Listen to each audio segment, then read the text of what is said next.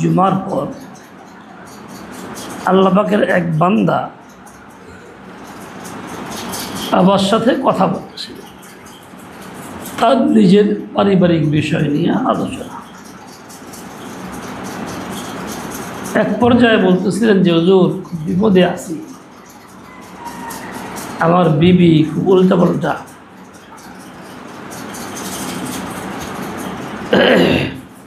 কথা শোনে না, মানে না, প্রচুর মিথ্যা কথা বলে, এর চিকিৎসা কি?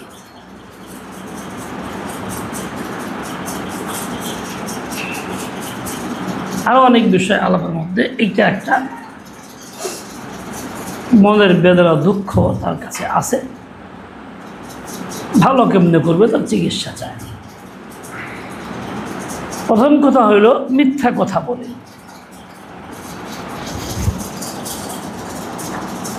আমার সময় মাঝে মধ্যে আগে বলতাম, এখনো বলি যে ম দিয়া মিথ্যা হয়, ম দিয়া মেয়ে মানুষ, মেয়ে লোক হয়। তার মানে মেয়েদের সাথে মিথ্যার সম্পর্ক এত গভীর, বলতেই থাকে।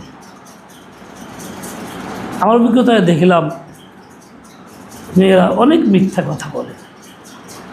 আপনারা না, আপনারা তো অনেক ভালো, নাহলে আপনারা কেন আসছেন তালিমের জন্য? আপনারা অনেক ভালো। এমনি ফি নফসিহি মিথ্যা কথার অভ্যাস তাদের মধ্যে বেশি, অথচ মিথ্যা একটা কবিরা গুনাহ, এত বড় কবিরা গুনাহ যেটাকে শিরকের সঙ্গে তুলনা করা হয়েছে। ফদিলত বিশিরক, যে মিথ্যা কথা মানুষের হায়া নষ্ট করে, ইজ্জত নষ্ট করে, ঈমান নষ্ট করে, সবই নষ্ট করে। যে মিথ্যা মানুষকে অন্যায় কাজে অভ্যস্ত করে, সত্য মানুষকে অন্যায় থেকে বাঁচায় দেয়, মিথ্যা মানুষকে অন্যায় কাজে উদ্বুদ্ধ করে। কোনো এক মেয়ে মানুষ, মহিলা, সে পরপুরুষের সঙ্গে সম্পর্ক রাখত, বাস্তব ঘটনা বলছি। তার মার নজরে পড়ছে। মা মানুষ ছিল বড় ভালো মানুষ, দিনদার। মা তাকে বিভিন্নভাবে শ্রদ্ধার চেষ্টা করছে, মিথ্যা বরাবর না, জিজ্ঞেস করে না করে দেয়। একবার মায়ের নজরে পড়ছে যে পরের পুরুষের সঙ্গে তার দৈহিক সম্পর্ক, একটা ঘটনা। অনেক বুঝাইছে, অনেক বলছে, সে একদম সাফ না। মা তো বলে, আমি নিজে দেখলাম আর সে না করে। এক পর্যায়ে মাকে বিশ্বাস করার জন্য কসম দিয়ে বলে কি, আমি যদি এই অন্যায় করে থাকি, আমি জানি মৃত্যুর সময় কাফের হয়ে মরি। এরা মাকে বোঝানোর জন্য নিজে সত্যের উপরে আছে, অন্যায় করে নাই, এই কথা সে বলে। বাস্তব হলে সে অন্যায় করছে, চরিত্রহীন হয়ে গেছে, তো মার কাছে লুকাইতেছে। এই যে মেয়েটা মিথ্যা অভ্যস্ত কারণে সে মাকে বোঝানোর জন্য এরকম কথা বলে ফেললো, এটার পরিণতিটা আসলে কি? এই পরিণত হলো মিথ্যা পরিণতি। মিথ্যা বলে বিধায়ী অপকর্ম করে আর মিথ্যা বলে ঢেকে রাখে। তারা মিথ্যা এমনিতেই বলে না, মানুষ বলে তো অপকর্ম ঢাকার জন্য বলে, আর অপকর্ম ঢাকলে বলে আরও অপকর্ম বেশি হয়, সুযোগ বেশি পায়, শয়তান ধোঁকা দিয়ে দেয়। অথচ মা বোনদের জন্য মিথ্যা কথার প্রয়োজন করে না। তারা এমন পরিবেশে থাকে, ঘরের ভিতরে ইজ্জতের সাথে, পর্দার মধ্যে, লেনদেনও কম, মানুষের উঠা বসাও কম, তোরা পুরুষের চাইতে কম। সে তো স্বাভাবিক সত্য কথাই বলবে, আর স্বামীর কাছে সত্য কথা বলবে না তো বলবে কোথায়? তার কাজ ছিল তো এইটা।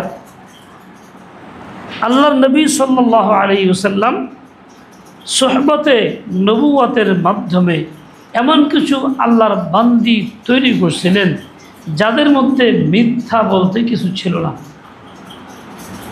যাদের মধ্যে সততা সিদক ছিল শতভাগ, এমনকি কোনো অন্যায় করে ফেললে থাকেন নাই, প্রকাশ্যে এসে ঘোষণা দিয়েছেন, বলছেন। এই জন্য সাহাবায়ে কেরামের যুগের মহিলা সাহাবীদের ইতিহাস পাওয়া যায়। ইমরাতে গামিদিয়া শয়তানের ধোঁকায় পড়ছে, অন্যায় কাজে লিপ্ত হয়েছে, কেউ তাকে উদ্বুদ্ধ করে নাই, নিজের থেকে এসে বলছে, ইয়া রাসূলুল্লাহ তাহরিরনি, আমাকে পবিত্র করে দেন, আমি নাপাক হয়ে গেছি, আমি অন্যায় কাজে লিপ্ত হয়ে গেছি। এইরকম সততা সত্যবাদিতা এই পৃথিবীতে আরও আছে কি কে বলতে পারবে? আমার জানা নেই। কীরকম তৈরি হয়েছেন নবীর সোহবতে,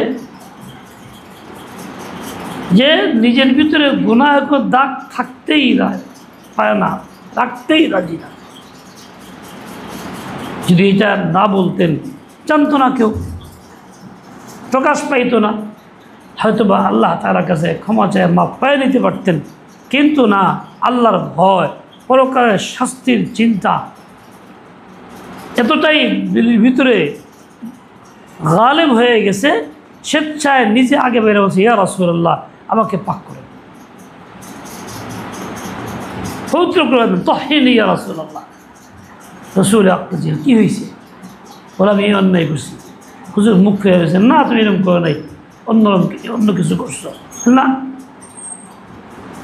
চারবার হুজুর ফেরত দেওয়ার চেষ্টা করছেন ইঙ্গিতে, কিন্তু এই মহিলা বলে না আমি অন্যায় করছি।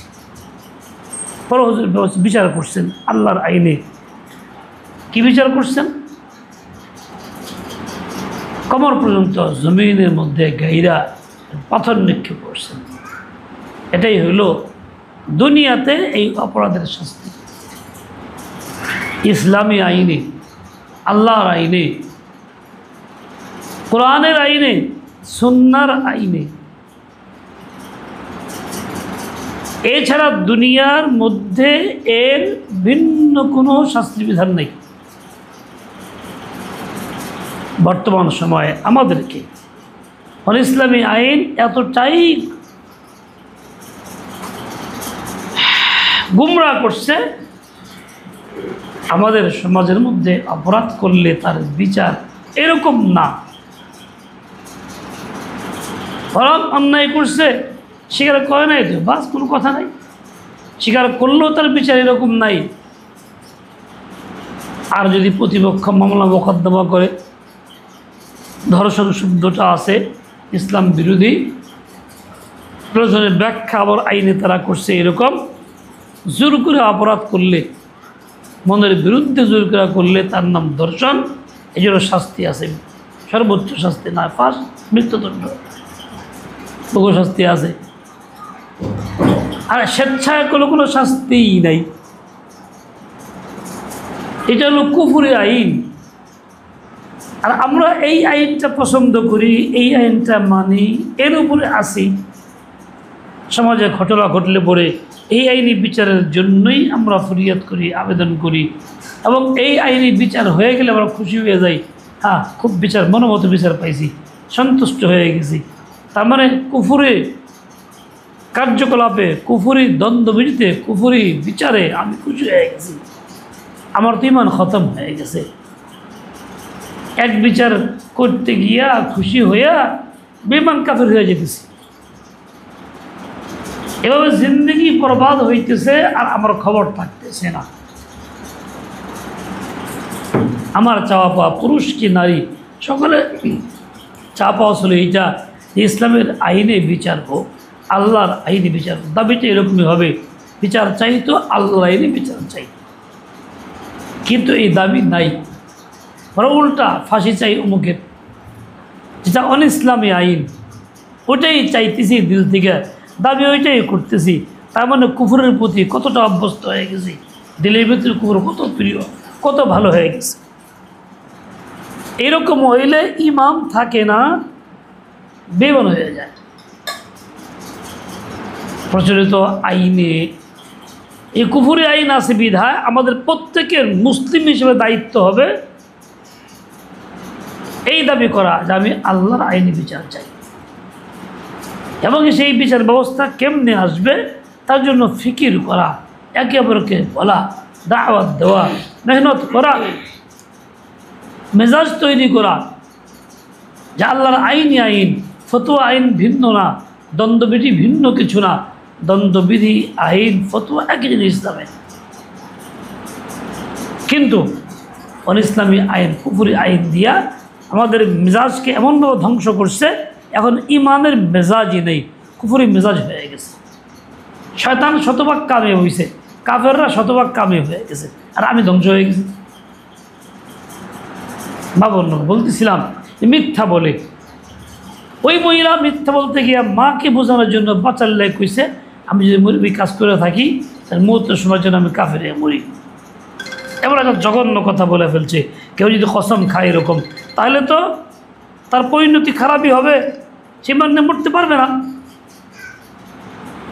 তারপরও আল্লাহ ফজল করম, যেহেতু মুসলিমের সন্তান, একটু হইলেও ইসলামের আলো ছিল, ফিকির পয়দা হয়েছে, হায় করলাম কি, কইলাম কি, সত্যি কাফেরে বলে মুগা, উপায় কী হবে, বাঁচার পথ কী? উনি একজন বড় আলেমের শরণাপন্ন হয়েছে। আল্লাহ তাআলা কিছুটা নূর দিয়েছেন, তো নূরের কারণে রাস্তা দেখছে, যোগ্য আলেমের কাছে গেছে। মূল কথা হলো এই যে মিথ্যা অভ্যস্ত কারণে একটা জঘন্য অপরাধ করে ফেললো, নিজের জীবন তো ধ্বংস করলেই ইমান নষ্ট করে ফেললো। এখন সে জাহান্নাম নিজে থেকে মেয়ে যেতেছে, স্বেচ্ছায় মাথা নত করতেছে। এরকমভাবে মিথ্যার সাথে মেয়েদের সম্পর্ক অনেক বেশি। ওই মুক্ত বলতে হুজুর খুব এই কথা বলল 5 মিনিটের মধ্যে না করে দেবে, মিথ্যা বলে দেবে। এর চিকিৎসা কি? এর চিকিৎসা এমন না যে ওজিফা দিলে ছাড়বো, তদবির দিলে ছাড়বো, যেই নাম পরগা তা না। এর চিকিৎসা হইল মা বোনকে এমন পরিবেশে নিয়ে যাওয়া যেখানে সত্য বলার পরিবেশ, সত্য মানুষের কাছে, সত্য লোকের সংসবে ওইরকম সত্যবাদী লোকের কথা শোনানো, যাতে তার দিলের ভিতরে এটা আসর করে, সত্যের প্রতি আগ্রহ বাড়ে, মিথ্যার প্রতি ঘৃণা সৃষ্টি হয়, তাকে এই যুগ থেকে ফেরানোর যেমন এই ব্যবস্থা, ঠিক তেমনি মিথ্যার ওয়াঈদ, এর জন্য কী কী শাস্তি আছে আল্লাহ পাকের আইনে, কোরআন সুন্নাহর মধ্যে, হাদিসের মধ্যে তা শোনানো, তা বর্ণনা করানো, এবং মা বোনদের নিষেচ্ছায় সেগুলি শোনা, সেগুলি জানার চেষ্টা করা, সেগুলি গ্রহণ করার চেষ্টা করা। ঠিক তেমনি তার চিকিৎসা হইল যে কথায় মিথ্যা বলে প্রকাশ্যে বলে দেওয়া, আমি কিন্তু মিথ্যাবাদী, মিথ্যা কথা বলি, মাঝে মধ্যে মিথ্যা কথা বলি, যার সঙ্গে কথা বলবে তাকে বলে ফেলবে, তাকে বইলে কথা শুরু করলে দেখা যাবে লজ্জায় তার মিথ্যা হবে না, নফস দুর্বল হয়ে পড়বে, সংকুচিত হয়ে যাবে যে না মিথ্যা তো বলা যাবে না, সে তো জানলাম মিথ্যা বলি। আমরা তো কিছু হলেই তাবিজ চাই, আমল চাই। এই প্রচলিত রেওয়াজ আমল তাবিজ দিয়া এই অন্যায় ছুটে না। প্রত্যেকটা কাজ ছোটার জন্য তরিকা আছে, গুনাহ ছোটার তরিকা আছে, তরিকা মোতাবেক আমল তো করতে হবে, ওজিফা পড়ার দ্বারা এটা হবে না। এই জন্য কাজ হইল ওই সংসব, ওই পরিবেশ, ওই ওয়াইদগুলি শোনানো, তার সাথে এই কথা বলে দেওয়া। 4 নম্বর, মিথ্যা যদি বলা হয়, আব্বা যদি না ছুটে, তাহলে অপরে তা পারবে না ঠিক করতে, বরং মহিলা নিশ্চয় যদি চায় আমি এত বড় অপরাধী হয়ে যাচ্ছি আল্লাহর কাছে, চলো আমি তওবা করি, কান্নাকাটি করি। যতবার তো মিথ্যা বলবে ততবার তওবা কান্নাকাটি করবে, এবং ওই লোকটাকে গিয়ে বলবে যে আমি কথাটা ভুল বলছি, মিথ্যা বলছি। সারা জিন্দগি এরকম শতবার করতে হবে না, এক দুইবার করলেই দেখা যাবে, আল্লাহর ফজল করম হবে, নিজের থেকেই লজ্জিত হবে, নফস তাকে আর প্রতারণা দেবে না, না রে মিথ্যা কথা বলার কারণে সে তো উল্টা কান্নাকাটি করে তাওবা করে নামাজ পড়ে বলে দেয়, তো খামাকে আর ধোকা দিয়ে লাভ কি, তার চেয়ে বেশি মর্যাদা হয়ে যাইতেছে, ওর চেয়ে না বলুক, মিথ্যা না বলো তাই ভালো। এভাবে সে বাঁচবে। তার যদি একান্ত ইচ্ছা থাকে বাঁচার তাহলে তো বাঁচবে, তার ইচ্ছা না থাকলে বাঁচতে তো পারবে না। এখন এই মহিলা মিথ্যা কথা বলে, এরকম এক দুইজন নয়, ছোটোখাটো বিষয়ে মিথ্যা বলে ফেলবে, সে কোনো পর্বাই করে না, মিথ্যাকে কোনো মিথ্যাই মনে করে না, গুনাহি মনে করে না। মানুষ যখন মিথ্যাকে মিথ্যা মনে করে না, গুনাহ মনে করে না, তুচ্ছ মনে করে, তখন এর দ্বারা ইমান নষ্ট হয়ে যায়, বেঈমান হয়ে যায়, কাফের হয়ে যায়। এই তুই মিথ্যা বলছ, ওই তুই মিথ্যা কথা কইলে কী হয়, যেই বললো এই তুই মিথ্যা কথা হলে কী হয়, অথবা সংসারে এই মিথ্যা কথা কয়া লাগেই, দরকার পড়ে যায়, এরকম যদি কেউ বলে তা এই লোকটার সাথে সাথে বেঈমান, কাফের এবং তালাক প্রাপ্ত হয়ে যাবে। কারণ সে আল্লাহর আইনকে তুচ্ছ করল, আল্লাহ তাআলার বাতানো ওয়াইদকে তুচ্ছ করলো, আল্লাহ দেওয়া হারামটাকে তুচ্ছ করলো, এ বেঈমান কাফের হয়ে গেল। যদিও মুসলিম পরিবেশে থাকবে, মুসলিমা নামে, বোরকা আবরণে, কিন্তু সে বেঈমান। অনেক অন্য ধর্মী, ইসলাম ছাড়া প্রচলিত ধর্মের মধ্যে অনেক মহিলা আছে ভালো, তারা পর্দা পশিদায় থাকে, নিজেকে সেভ করে চলে। তুমি পর্দা পশিদায় থাকো, তাহলে তুমি আর যে ব্যাসকমটা হইল কি, তার ইমান নাই, তোমার ইমান নাই। এই জন্য এই অপবাদ যাতে না থাকে, মেয়ে মানুষ মানে মিথ্যাবাদী, মদিয়া দুইটা যোগসূত্র, এই অপবাদ যাতে না থাকে, এমন পরিষ্কার পরিচ্ছন্ন জিন্দিগি থাকা যায়, এই মিথ্যা আসবে না, সত্যই আসবে। মিথ্যা আসে কেন? আল্লাহর ভয় না থাকলে, পরকালের চিন্তা না থাকলে। ঠিক তেমনি মিথ্যা আসে কেন? নিজেদের আকল না আকিস অসম্পূর্ণ হওয়ার কারণে, এই মুহূর্তে কী কমু, বাঁচার ব্যবস্থা করা লাগবো। মিথ্যা আসে কী জন্য? দুর্বলতার কারণে, দুর্বল চিন্তা চেতনার কারণে। আর তুমি হিম্মত করে বলে ফেলো সত্য কথা বললে কী হবে? হিম্মত তো চাই তোমাকে বাঁচতে হলে। সত্য যা হয়েছে, হ্যাঁ এটা করছি, এটা হয়েছে, তাই কী সব করে ফেলছি, আর হবে না। তুমি যদি কিছু স্বীকার করতে না পারো, সত্যটা তো ঘোষণাই দিতে না পারো, তোমার ইসলাম কখনো হবে না। বান্দার জিন্দিগির, বান্দির জিন্দিগির একটা বড় আমল হলো ভুল স্বীকার করা, নিজেকে ন্যস্ত করা, নত করা, মানুষের সামনে বলা, যার সৈন্যাচরণ তাকেই বলা, তার কাছে মাপ চায় নেওয়া। যে যত বেশি নিজেকে ছোট করবে, ন্যস্ত করবে, মাপ চাবে, ততই বেশি আল্লাহ পাক তার দিলকে সাফ সুতরা বানায় দিবেন। এই উসিলা শিরক থেকেও মুক্ত থাকতে পারবে, কুফর থেকেও। শিরক তো মিথ্যা, আমলের নাম শিরক। কুফর তো মিথ্যার নাম কুফর। আল্লাহকে আল্লাহর না মানা, এই যেমন কুফর, এটা মিথ্যা জিনিস। কেননা আল্লাহ মহান বড়, তাকে মানতেই হবে। যখন এটা উল্টা করলো তো মানা হইল না, মিথ্যা হইল। শিরক তো এরকমই, অন্যকে আল্লাহর সঙ্গে শরীক করলো, মানে কথায়, কাজে, সম্মানে, ইজ্জত সব দিক থেকেই। তার মানে এটা অবাস্তব জিনিসকে, অসত্যকে বলা শুরু করলো, মিথ্যাই বললো, বেশ কমটা কি হইল। যাই হোক, ঠিক তেমনি মা বোনদের ভিতরে যেমন এই একটা রোগ কাজ করে, যেই রোগে সে জাহান্নামী হয়, কাফের বেঈমান হয়ে যায়, সংসারে আগুন ধরে, সম্পর্ক নষ্ট করে, পরবর্তী বংশধরকে ধ্বংস করে ফেলে। এই কুঅভ্যাস দ্বারা তাদের গড়ে, তারাও বাচ্চারাও দেখে মা এরকম করে ছল বাহানা করে, ওরাও এরকম শুরু করে, এই শিক্ষাটাই শিখে, কখনো ভালো হয় না। ঠিক তেমনি তাদের মধ্যে আরেকটি অভ্যাস আছে, সেটা হলো নিজের রায়কে প্রাধান্য দেওয়া। এটা হলো মারাত্মক একটা রূপ, নিজের বুদ্ধিটাকে প্রাধান্য দেওয়া, নিজের চিন্তা চেতনাকে প্রাধান্য দেওয়া, যে বুঝলাম তো বুঝলামই, অন্য কারো কথা আমার কাছে কোনো কাজে লাগে না, তুচ্ছ হেজ করে পরবায় বান্ধব। এইটা হলো মা বোনদের মধ্যে মারাত্মক একটা রোগ, আত্মার রোগ। এই রোগে আক্রান্ত যারা, তারাও কঠিন বিপদে ইমান আমল ধ্বংস করে, নষ্ট করে, কল্পনা করা যায় না। গতকাল একজন আলেম ফোন দিছে, হুজুর নরসিংদী থেকে একজন আলেম ফোন দিছে আমাকে সমস্যা নিয়ে। সমস্যা কি? এক মেয়ে মাদ্রাসায় পড়তো, বাড়ি ঘিওর অঞ্চলে, গতকালের ঘটনা। এই মেয়েটা একটা হিন্দু ছেলের সঙ্গে সম্পর্ক হয়েছে, পড়তো মাদ্রাসায়, পর্দাও করত, ওই মোবাইলের মাধ্যমে সম্পর্ক করছে। হিন্দু ছেলেটা তারা সম্পর্ক করে সম্পর্কের তার নিয়ে গেছে গা। এখন সে গাজীপুরে আছে, গাজীপুরে থাকে।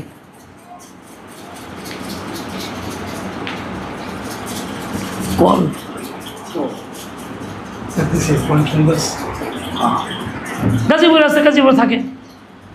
এই মেয়েটা এখন বাপ মা কমজোর, দুর্বল, তাকে আনতে পারে নাই। কিন্তু আল্লাহর ইচ্ছা একবার চলে আসলে আবার গেছে। এখন সে নিজে বুঝতে পারে। এখন নেওয়ার পরে যা ইচ্ছা তাই করছে, তাকে সিঁদুর পড়াইছে, বাড়িতে বাধ্য করছে, বিয়ে শাদী করছে, তার তরিকে বিয়ে শাদী, মুসলিম হওয়ার প্রলোভন দিয়া। এরপরে ওই হিন্দু পরিবেশে বাড়িতে রাখছে, তাদের পূজা করাইছে, নানান সমস্যা সৃষ্টি করছে। এক পর্যায়ে ইসলামের আলো তো ছিল শুরুতে, আল্লাহ তাআলা তাকে হেদায়েত দিয়েছেন। এই 2 বছর পরে এসে ওখান থেকে ফিরে আসছে, আইসা উল্টা ওই ছেলেদের মামলা করছে। এখন আর্থিক অসচ্ছল, বাপ মাতার আগাইতেছে না। এখন আপনারা যদি একটু সহায়তা, মানে সহায়তা করতে পারেন, তুমি এটা মামলা চালানো যেতে পারে। এই জন্য ফোন দিছে ওই আলেমের কাছে। ওই আলেম আমাকে ফোন দিয়ে বলল, শুনলাম এই যে মেয়ে মানুষটা, কি দরকার ছিল তার জিন্দগির জন্য একজন লোক তালাশ করা, যেই লোকটা নিজের ইচ্ছা পছন্দ মতে। তুমি মেয়ে মানুষ, তোমার জন্য বাপ মা চিন্তা করে, তোমার আপনজন না চিন্তা করে, ভবিষ্যতে তোমার কোথায় দিবে, কার কাছে দিবে, ভালো একজন মানুষ কে হবে। তো বাপ মার অভিজ্ঞতার আলোকে, কারো বয়স 60-70 বছর হয়েছে, তাদের দীর্ঘ অভিজ্ঞতা আছে, সারা জিন্দগির বিভিন্ন মারহালা তারা পার হয়ে গেছে। অভিজ্ঞতার আলোকে কারে দিলে ভালো হবে তারা বুঝে। তাদের বুঝ না পাই না, স্বেচ্ছায় তুমি এই পথ কেন ধরো? এই পথ ধরার ফল কি হইল? ফল হইল এই যে বেমান কাফের হয়ে গেলা, শিরক তুমি করতে বাধ্য হইলা, জীবনটাকে ধ্বংস করলা, হারাম সতীত্ব নষ্ট করলা, হারাম কাজে লিপ্ত হইলা। সে তো আসলে মুসলিম না, তোমাকে যেচ্ছে ব্যবহার করছে, সবই তুমি হারাইলা, বাপমাও হারাইলা, ইহকুল হারাইলা। বাপমা তোমার সহায়তা করে না, এখন আগাইতেছে না, তোমার উপর আস্থা নাই। এই যে নিজের জন্য নিজের পছন্দ মতো কাজ করছে, নিজের রায়কে প্রাধান্য দিছে, নিজের মতটাকে প্রাধান্য দিছে, মুরব্বীদের পরোয়া করে নাই, আপনজনদের পরোয়া করে নাই, ইসলামী শরীয়তের পরোয়া করে নাই, নিজের রায়কে প্রাধান্য দিয়া এইভাবে নিজেকে নষ্ট করছে। আর এইরকম অমুসলিম ছেলেরা আমাদের বাংলাদেশের এই সমাজের মধ্যে থেকে অনেক নারীকে বিভিন্ন পথে বের করে দিয়ে যাচ্ছে। এক জরিপে দেখছিলাম, নিয়ে 3.5 লাখ মানুষ মেয়েদেরকে ওই ব্যবসাখানায় বেচে ফেলছে, ভারতে নিয়ে আটকে রাখছে। এবং বাংলাদেশে অনেক আছে এরকম, সুন্দর কথা বলে, মিষ্টি ভাষায় কথা বলে, তোমার খুব ভালো লাগে, তুই মুসলিম মেয়ে, আমি হিন্দু ছেলে, আমার ইসলাম গ্রহণ করতে মনে চায়, তোমার মাধ্যমে যদি ইসলাম গ্রহণ করতে পারি আমার জীবনটা ধন্য। এইভাবে মিষ্টি কথা কয়েকে তাকে দুর্বল করে ফেলে। তা তো উচিত ছিল ইসলাম গ্রহণ কথা, আমার কি, যাও আলেমের কাছে যাও, এক কথাই এবার, তার সাথে কথা বলারই কিছু নাই। তুমি হিন্দু ছেলে, আমার কি, তুমি পরপুরুষ, আমার জন্য কথা বলার কিছু নাই, যা বলার মুখে গিয়ে বলো। কিন্তু আমি এইভাবে ধ্বংস হইতেছি, এর পেছনে মা বাবাও দায়ী। বাপ মা তাকে মোবাইল কিনে দেয়, শখ করে, অথবা পড়ার বাহানায়। আর এই মোবাইল দিয়ে সে এভাবেই ইচ্ছা স্বাধীন মতো যার তার সাথে সম্পর্ক রাখে, প্রেমের ফাঁদে আটকা পড়ে বেঈমান হয়ে যায়, কাফের হয়ে যায়, দিন থেকে চলে যায়, মুরতাদ হয়ে যায়, ইসলাম থেকে সরে গিয়ে অন্য ধর্ম গ্রহণ করলে তাকে বলে মুরতাদ। তার জন্য ইসলামের শাস্তি দণ্ডবিধি কি? মৃত্যুদণ্ড। তার আর কোনো বাঁচার কায়দা নেই। তাকে সরকার ইসলামী থাকলে বলে মৃত্যু দিয়ে ফেলত, কতল করত, 3 দিন তাকে রাখত, জীবিত রেখে বোঝাইত, চেষ্টা করত।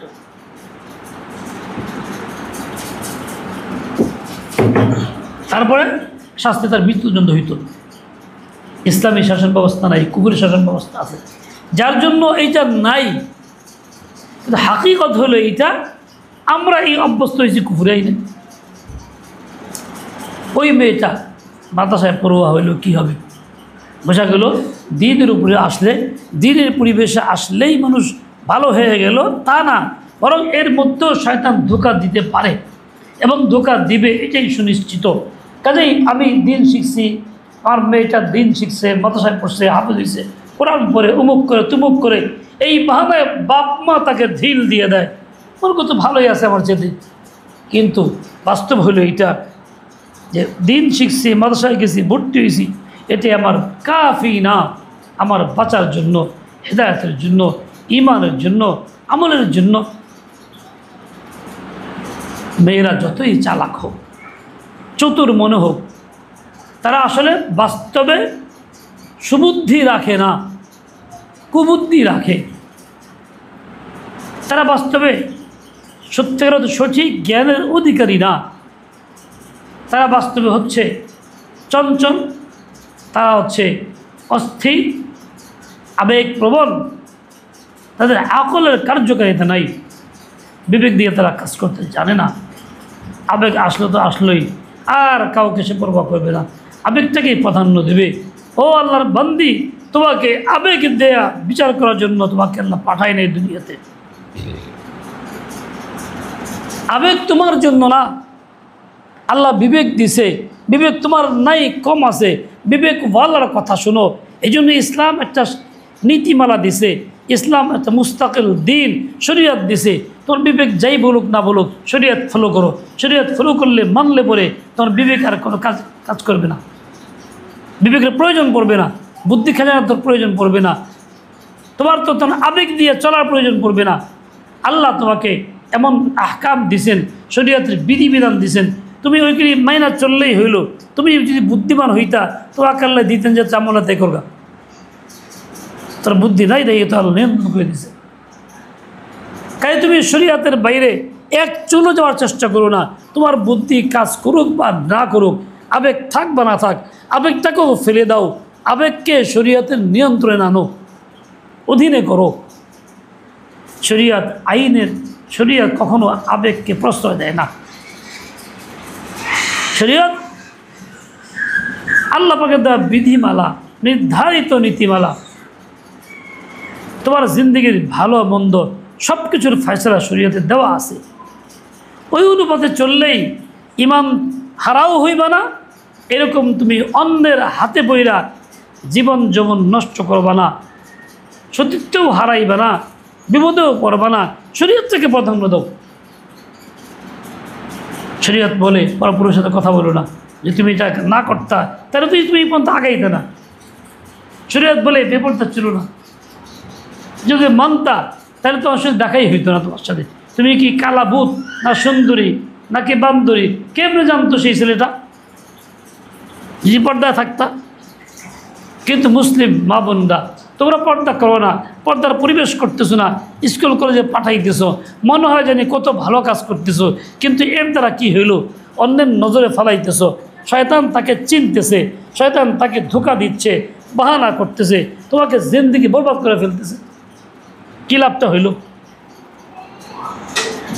এবার তুই নষ্ট হইতেছ। মা বোনদের মধ্যে আরও অনেক বিষয় আছে আমাদের কাছে আসতেছে বর্তমানে, খুবই আফসোস না।